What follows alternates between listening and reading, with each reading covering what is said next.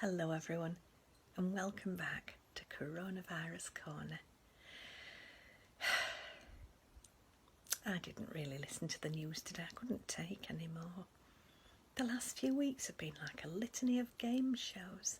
Trying to work out what rules apply in our tier has been like the crystal maze. And then we've had countdown to Deal or No Deal. Press briefings have been like the chase. And everyone's reached tipping point into the brink of insanity.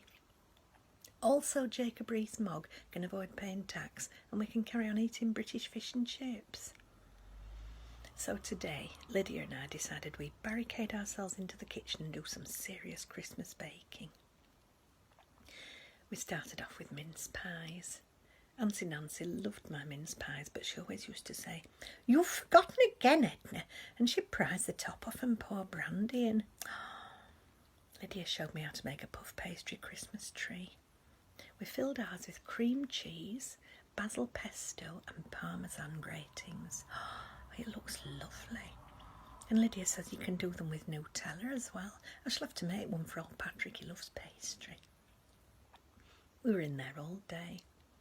We made stained glass biscuits for the tree and we got all the vegetables ready for tomorrow. And then we sat with a sherry and caught up with Nigella. I felt a bit sorry for her. She was making all these delicious things and then sitting eating them on her own. I expect she'll be at Slimming World after Christmas. Auntie Nancy once joined Weight Watchers. She was very enthusiastic at first and she lost 8 pounds in the first month. But then she started having stuff she shouldn't.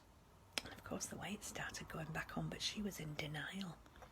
"I told them the scales were broken last week," she said, "and they insisted they're checked every week. I'm not paying good money to be lied to." In the end she got thrown out for shouting obscenities at the woman doing the weigh-in. She'd had a couple of glasses of champagne before she went. "To celebrate losing my first stone, Edna." So I drove her and I could hear her from outside. "You are wrecking people's lives," she shouted. "People are paying good money to stay fat."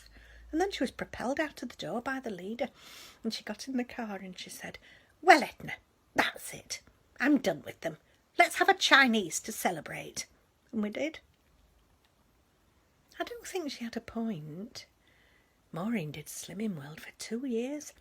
And she kept losing the same 3 pounds and she was in this cycle of elation and dejection. It was like watching the Queen when she's got a horse racing at Newmarket. And it did cost a lot. In the end she left and spent it on vegetables instead. And she lost 2 stone over a year. Just shows. Anyway, I digress. After Nigella finished, Charles came in and asked if he could run his Christmas sermon past us, and it was lovely. I'll tell you about it tomorrow.